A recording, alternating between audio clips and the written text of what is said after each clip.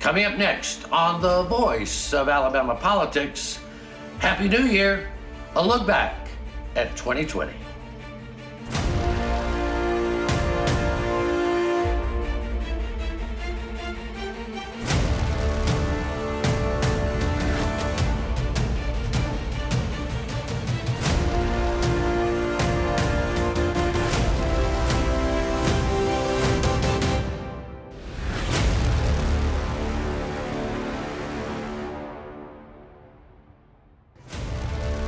Welcome to The Voice of Alabama Politics, where we tackle the tough issues so you have the hard facts. I'm your host, Bill Britt, and it's time to look back at 2020, the year that was. No one would call 2020 an easy year by any stretch of the imagination. In recent memory, it's hard to imagine a year more full of sorrow and sadness, death and loss. But even with all that, the American spirit and Alabamians here at home have hope and continue to work towards a brighter future. Here at the Voice of Alabama Politics, it's been a tough year too.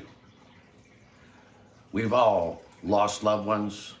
We've all suffered in our own separate ways, but together we will be stronger, and we are stronger.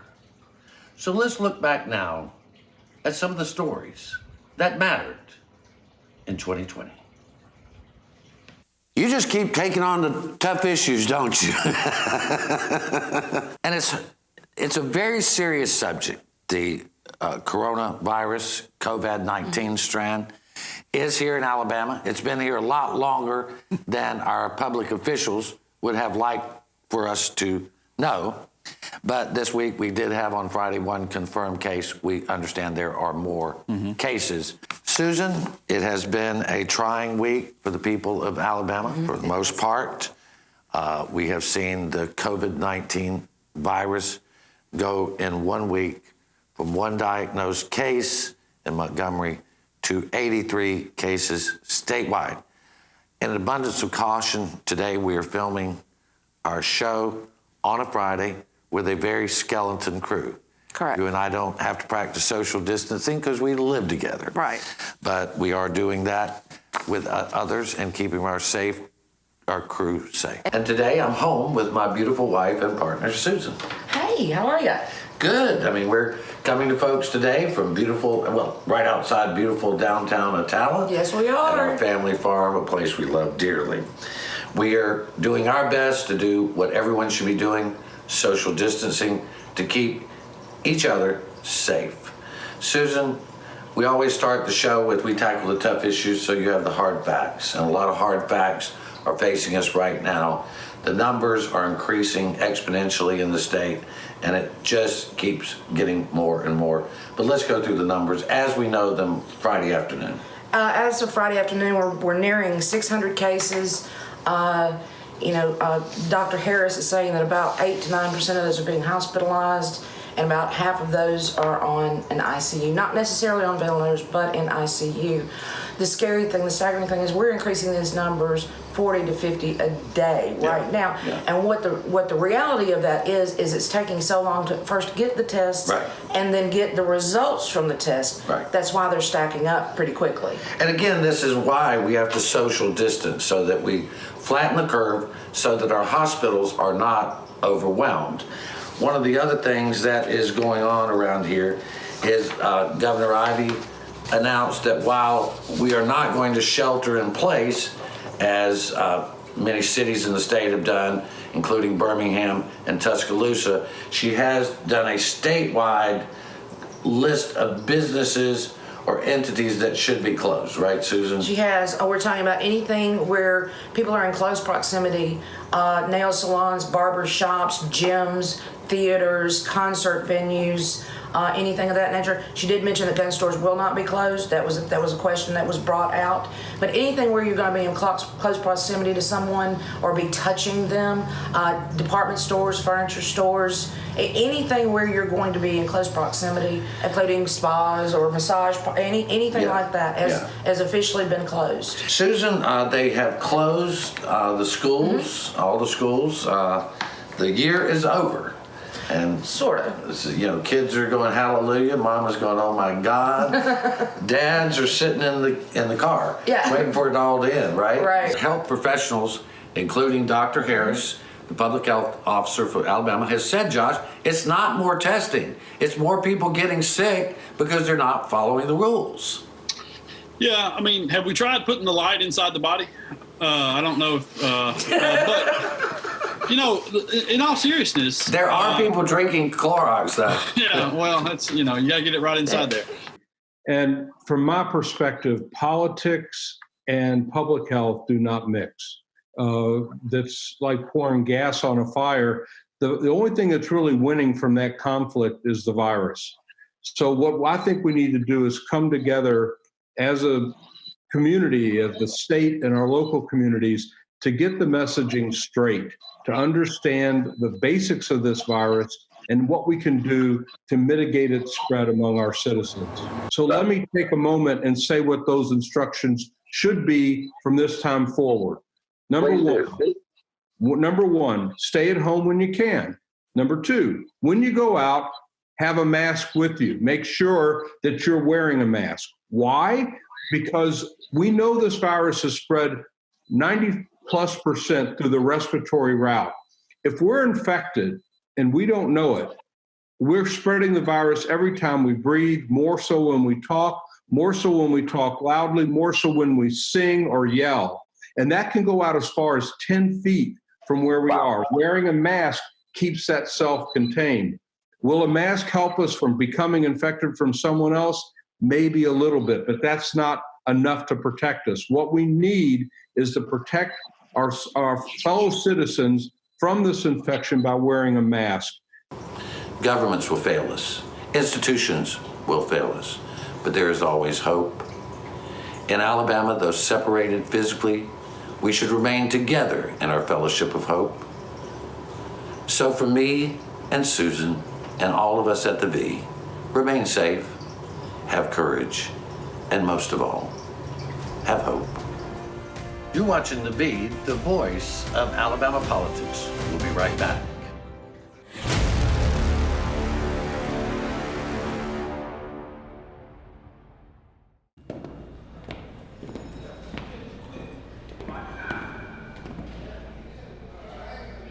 So you got caught speeding.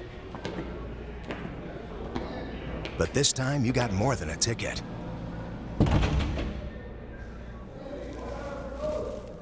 What are you in for? Vehicular homicide. Stop speeding before speeding stops you. Drive safe, Alabama. A message from your Alabama Department of Transportation.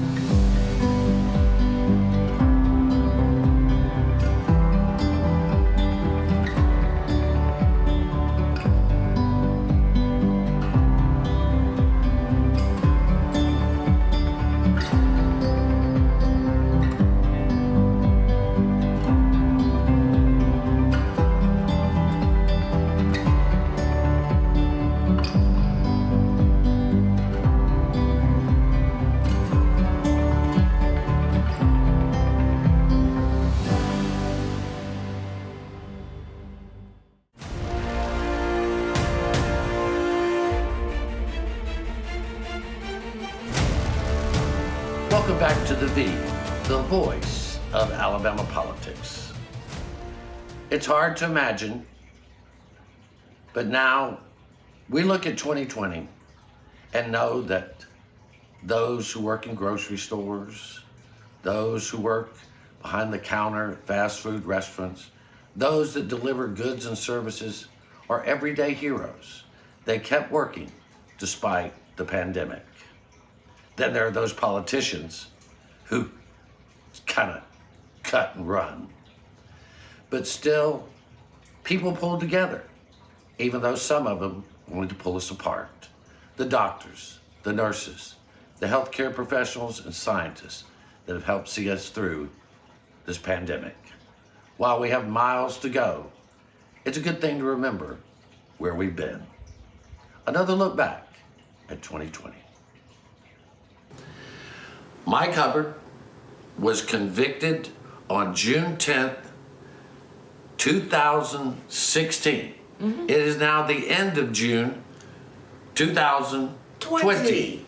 And he is still not in jail. And this, Josh, goes to show that money and privilege and connections will keep you out of jail for a long, long time, even if you're a crook. But if you're poor or you're black, you can just, you're never going to get this type of justice. Never. No, you never would. I can't even fathom, the idea of some of this stuff for regular folks. You know what I mean? Just that you can stay out after being convicted of 12 felonies. Because that's what he was convicted of. 12 felonies. It wasn't like, he was jaywalking, okay? It wasn't 12 jaywalking convictions. He was 12 felonies. So we've done some more investigating into the Huntsville protest and the use of force against those mostly peaceful protesters. Back on June 3rd, there was a protest that took place in Huntsville after a scheduled protest. And the police department of Huntsville and the Madison County Sheriff's Department dispersed the crowd using tear gas, pepper spray, and rubber bullets or beanbag projectiles. Interesting, for probably over a month or so, you've been calling for Governor Kay Ivey to issue a statewide mask ordinance, and this week she did just that. And it is because, Susan, the COVID-19 cases have skyrocketed because people are not following the basic guidelines of wearing a mask in public, washing their hands, social distancing, blah, blah, blah. It's just not happening. So she issued the statewide mask ordinance, and immediately there was blowback from every conservative corner of the state. I mean, Tommy Tuberville came out and said he was against it. That's a leader for you. Several other legislators and several sheriffs have now come out and said they won't enforce it. Is this some kind of tough guy thing now, Josh? Do you have to be tough? I gotta say, Trump has started wearing a mask, people. No, I mean, Well, just a little bit. It's some kind of a stupid person thing is what it is, okay? That's what it is. It really is. It is an IQ test that we have implemented here. And the people who are on the other side of this thing are some of the dumbest that we have in our society. Well, one of the things you do other than produce this show is you selectively work on political campaigns. And you worked on Barry Moore's successful congressional campaign. I know that at his victory party, he went on about you and how it wouldn't have been possible without your hard work. And of course, we know what kind of good work you do. Businessman Jeff Coleman had lots of the proper endorsements. Had a lot of money. He had a ton of money. And yet the campaign bested him by 20 points. I mean, that's really almost unprecedented to see a primary election. I mean, they were very close in the original primary, but the runoff was not even close. It wasn't even in the same ball game. It was not. It was amazing. I'm going to tell you, I was amazed. He was amazed. This past week, the Department of Justice released another disturbing report on Alabama's prisons. in which they said that the officers at the prison, some of them were using excessive force. That's an understatement. Excessive force that the Department of Justice believes violates the 8th Amendment, which is the amendment that says that we do not inflict cruel and unusual punishment on prisoners. Please do the right thing. Follow these rules we put out there because of the way it affects the people around you. Staying home if you're sick, wearing a face covering yourself, washing your hands, staying 6 feet away from people. It's how you protect other people. We hear these people who worry about their liberties and what we're ordering them to do. We're not trying to order you to do anything. We're asking you to please take care of the people around you, which is probably going to be mostly the people you care about. And the teachers and the folks who responded, the teachers that responded, 68%, Susan said that they were very uncomfortable returning to school, very uncomfortable. Also in those numbers, they released how many teachers, support staff, aides and whatever. The numbers of those with underlying conditions was staggering. I mean, most of them neared 50% of all of the. So I mean, you're not only putting the children's families in danger, you're putting your own staff in danger. This past week, the state went over 100,000 people who have been infected by the disease. We are rapidly approaching 2,000 lives lost. We lost some 1,000 Alabamians last month. There are people that still think this is a hoax. 200,000 sick or infected and nearly 2,000 dead is not a joke. It's not a joke. And I tell people, Bill, I'm a Republican, so some folks think differently on the Republican side, but I'm one of the few that believes that wearing a mask is a good thing, and washing your hands, being careful where you go, not getting in super large groups. The virus is real. My parents have had 3 friends die in the last 30 days. Governor Kay Ivey appointed State Senator Cam Ward to be the head of pardons and paroles. And Josh, as you wrote, nobody's complaining about seeing a man of that caliber heading up our Alabama Department of Pardons and Paroles. No, they're really not, and it's so rare that you have an appointment like that to what has become a fairly controversial position in this state, given the status of our prisons and the status over the last few months of our Pardons and Paroles Board under the leadership of Hang 'em High Charlie Graddick over there. Alabamians are best positioned to make choices for Alabama, and Governor Ivey has made tough choices before, and she can make them again, and so. Really, there is a foundational element to this to say, we don't want to be we don't want to have a one-size-fits-all solution. Additionally, I would say it's really important, we feel like, to keep commerce moving and flowing and to keep people employed so that they can feed their families and they can make good on other obligations and they can really work to help Alabama continue to move forward. Mike Hubbard is prisoner number 1. Walking through a party in the county jail. No, it's not funny, but finally justice will be served. It's amazing that some of us have been reporting on Mike Hubbard's ne'er-do-well activities for years and almost a decade, and he finally will now become Alabama's prisoner number 1. He is the most famous prisoner that the state prison has probably ever had. And he deserves that distinction because he built the state of Alabama and people in the state out of billions of dollars, betrayed public trust, and just was an all-around nasty politician and nasty person, decrepit human being in my estimation. No hard feelings. Yeah. Mike Hubbard wants out of jail because he suffered enough. If you can't do the time, don't do the crime. Okay, time's up. He's wearing a pink shirt. Call the fashion police. Lock him up.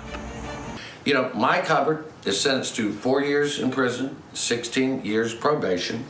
He has, through his attorneys, asked that that sentence be reduced, Susan. And one of the main talking points they have is they say that Mike has suffered enough. Yes, they say.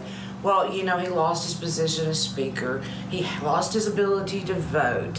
He had to sell his businesses. And they cited some book that a guy written, not the law, saying that, well, you know, the embarrassment of the arrest on his family and his children, and it should be enough. Josh, you buying that? No. That's, you know, look, as Republicans in this state are very adamant to do, if you cannot do the crime, or you cannot do the time, do not do the crime. It's going to be a very unhappy Christmas for a lot of people. We have more cases of infection from COVID-19, more deaths, Susan, and it just keeps climbing. It's not declining, and now we're going into probably the busiest season of all, and people want to see family, they want to celebrate. It's going to be dangerous. Yeah, what we're beginning to see now is a result of Thanksgiving and all the gatherings that happened there, which is what they expected the numbers to start surging. We're averaging about 35 deaths per day in Alabama, and death totals are over 4,000, and they're increasing. I mean, we're hitting record highs above what it was this summer, way above, and even hitting records where we're increasing by 65% in COVID cases just in a week. You're watching The Voice of Alabama Politics. We'll be right back and look at some more of 2020.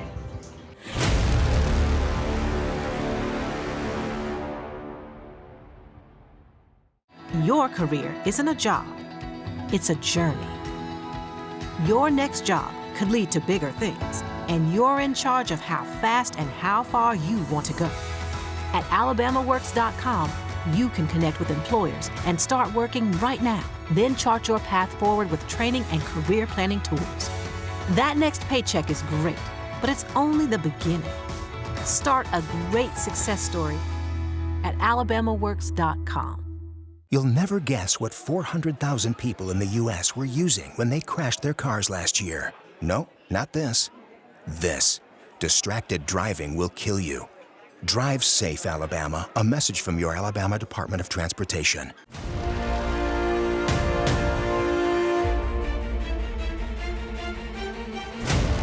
Here at Alabama Politics, we take politics serious. Not ourselves so much.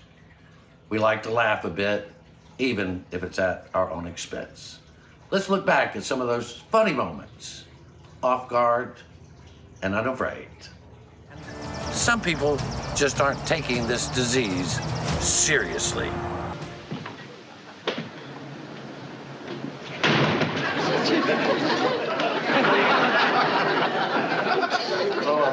Hi, Barn.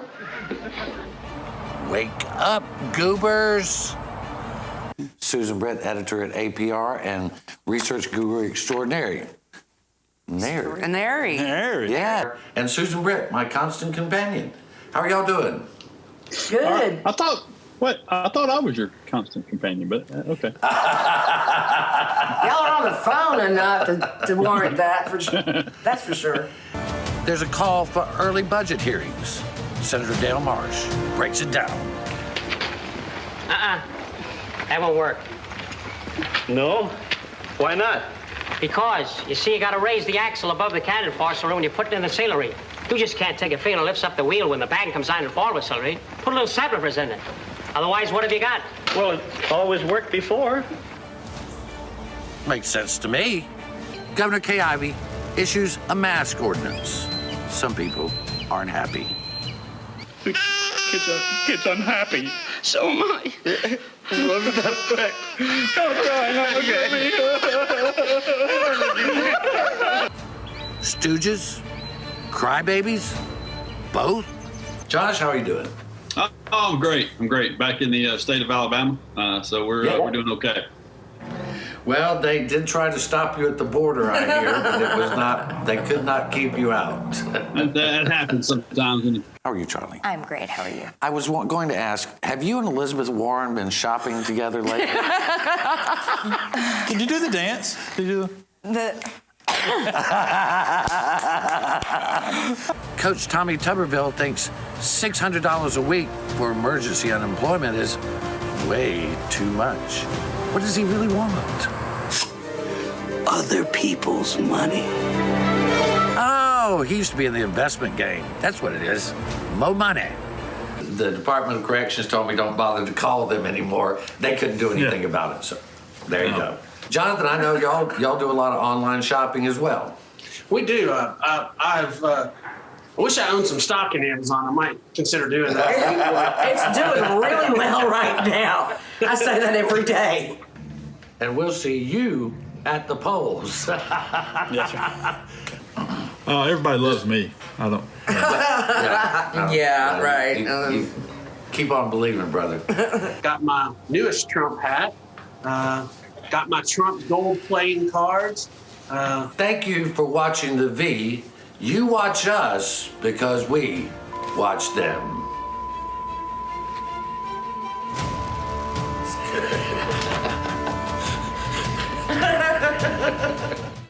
Before we say goodbye to 2020 here at the Voice of Alabama Politics, one hymn has stayed in my mind throughout all these troubling days. Let's close out the show with Amazing Grace. Amazing grace, how sweet the sound that saved a wretch like me. I once was lost, but now I'm found. Was blind, but now I see.